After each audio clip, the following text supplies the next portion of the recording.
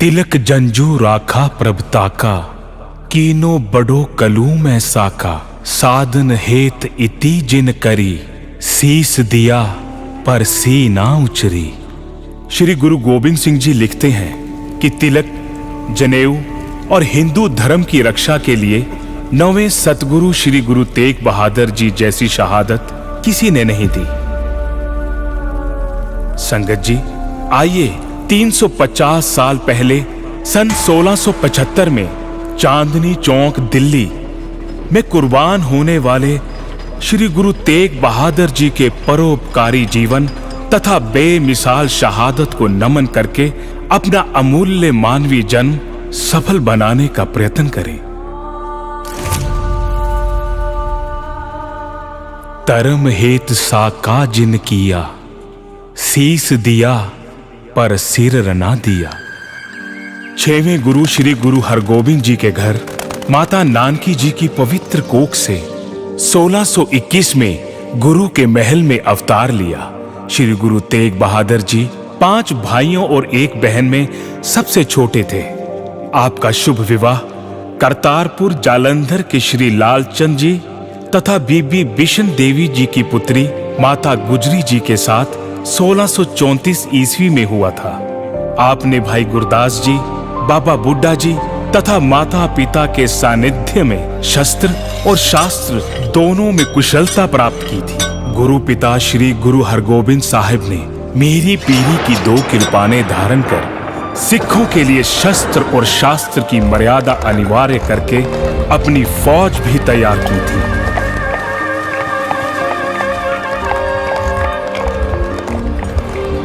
चौदह बरस की आयु में करतारपुर के युद्ध में आपने तलवार के ऐसे जौहर दिखाए कि गुरु पिता ने प्रसन्न होकर आपको तेग बहादुर का नाम दिया। आगे चलकर तेग की यही कृपा आपके पुत्र श्री गुरु गोविंद सिंह जी पर भी रही,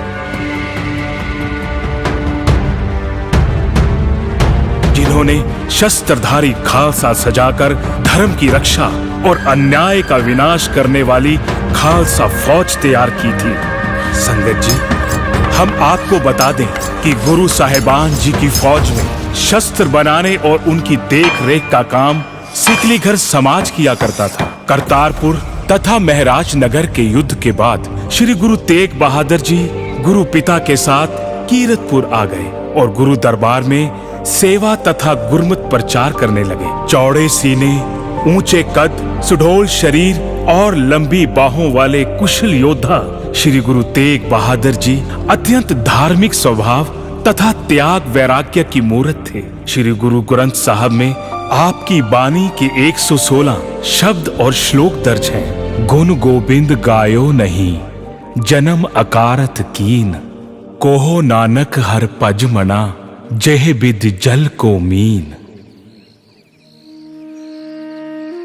गुरु पिताजी के आदेश से आप जी सन 1638 ईस्वी में अपने माताजी और अपनी पत्नी के साथ बाबा बकाला आ गए, जहां आपका ननिहाल भी था।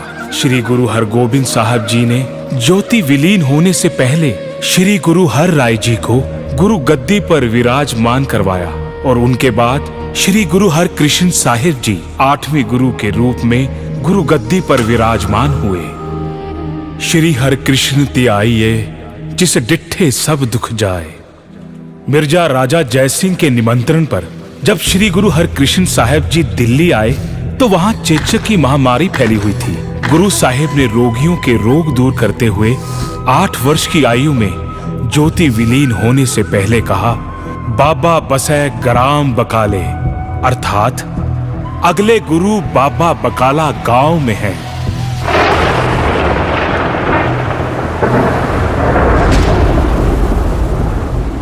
समुद्र के रास्ते व्यापार करने वाले बड़े व्यापारी भाई मक्खन शाह लुभाना गुरु घर के सेवक थे।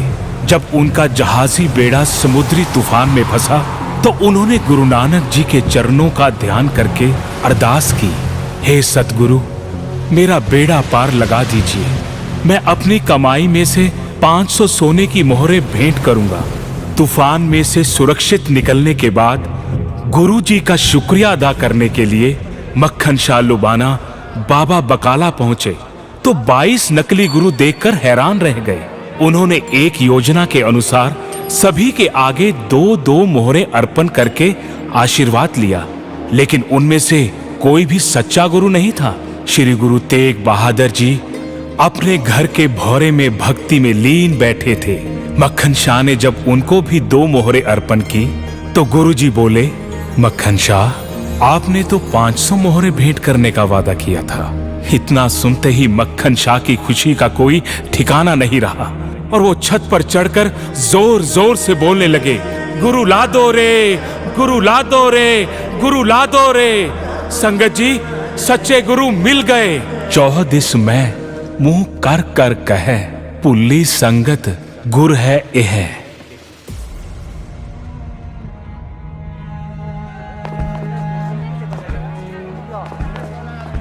श्री गुरु तेग बहादुर जी धर्म प्रचार के लिए जब श्री अमृतसर पहुंचे तो लोभी मसंदों ने गुरु जी को देखकर श्री हरमंदिर साहब के दरवाजे बंद कर दिए। संगत बड़ी गिनती में गुरु जी के दर्शन करने श्री अमृतसर आई हुई थी।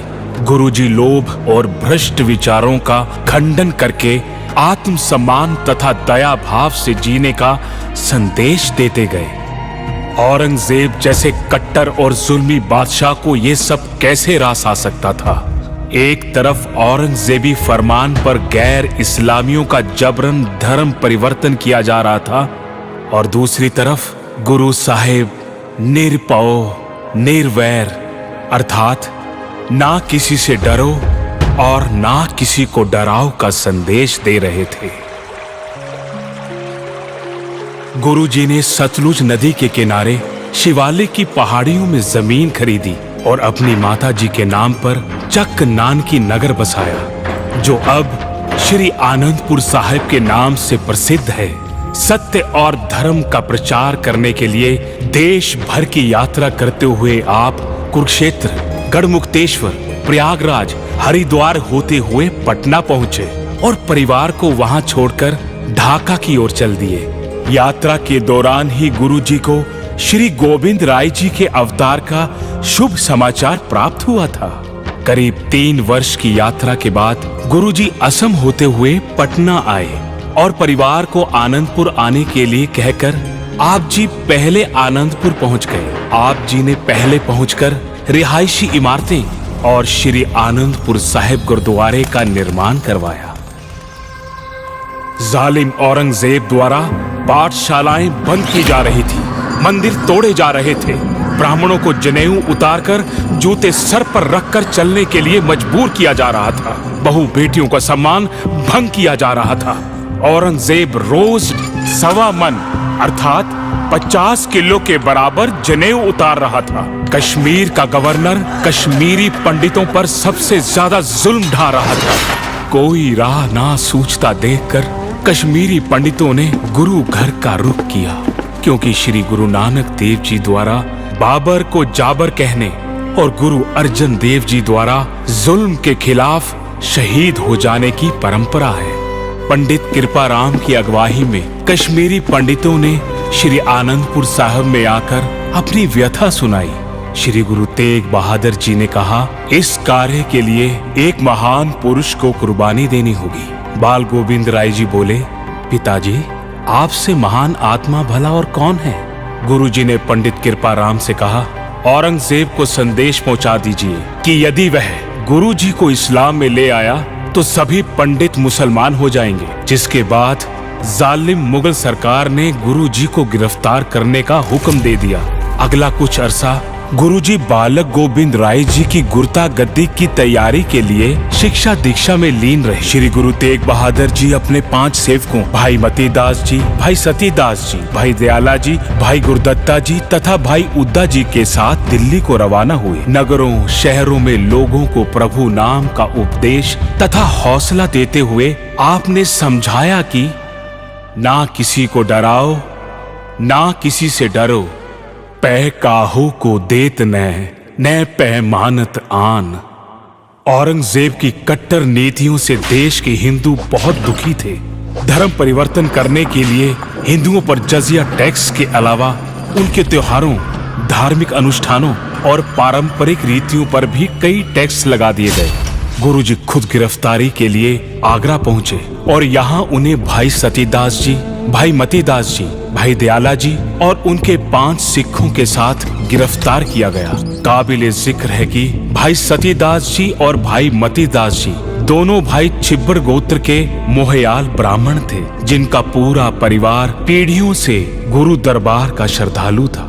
गुरुजी को दिल्ली लाकर चांदनी चौक कोतवाली में बंदी बनाया गया। बादशाह औरंगजेब के हुक्म से गुरुजी को कहा गया, कोई करामात करके दिखाएं, इस्लाम कबूल करें या फिर मरने के लिए तैयार हो जाएं। गुरुजी ने यह कहकर तीसरा विकल्प चुना कि करामात करके दिखाना अभिमान का सूचक है और किसी पर जबरदस्ती कोई धर्म थोपने से बड़ा अधर्म कोई नहीं है। बाहें जिनादी पकड़िए, सिर दीजिए बाहें ना छोड़िए। जालिम मुगलों ने श्री गुरु तेग बहादुर जी को उनके फैसले से डुलाने के लिए भाई मतीदास जी को आरे से चीर कर 2 फाड़ कर दिया। भाई सतीदास जी को रुई में लपेट कर जिंदा जला दिया और भाई दयाला जी को खौलते हुए पानी की देग में उबाल दिया। लेकिन गुरु जी के ये तीनों सेवक अपने धर्म में दृढ़ रहे, कुर्बान हो गए, पर जालिम मुगलों के सामने झुके नहीं। अपने तीनों सेवकों की शहादत देखकर भी जब गुरुजी अडोल बेखौफ बैठे प्रभु जी का नाम जाप करते रहे तो काजी ने फतवा जारी किया और जल्लाद जलालुद्दीन ने तलवार के एक वार से गुरुजी का शीश धड़ से जुदा कर दिया।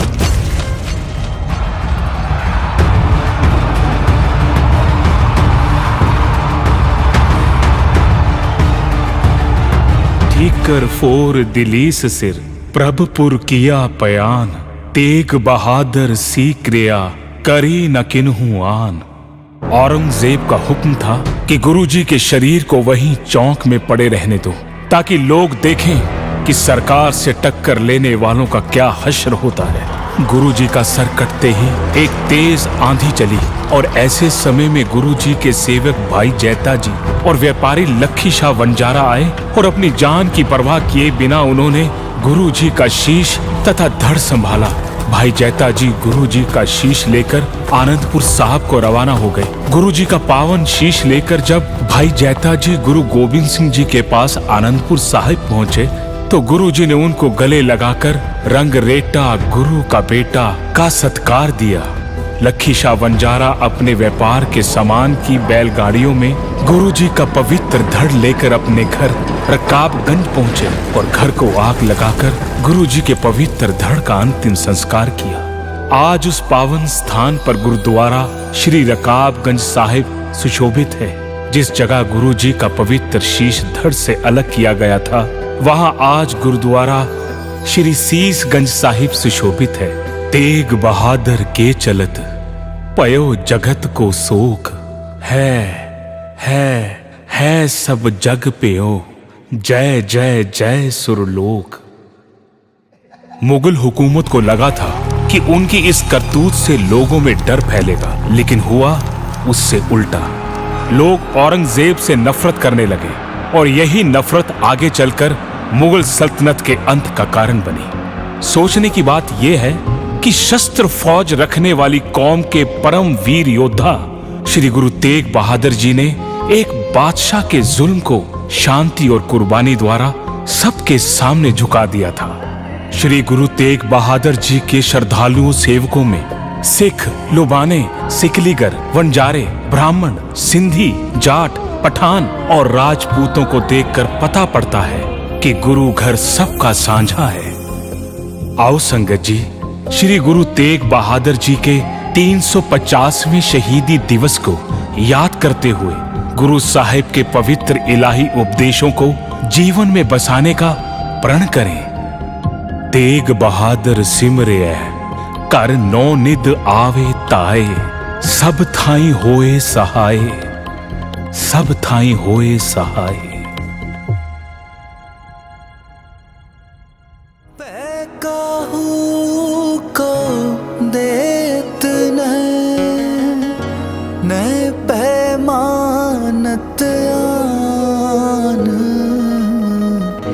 कहो नानक सुन रे नीता है बखान, क्या नीता है बखान। जिह बिखिया सगली तजी लियो पे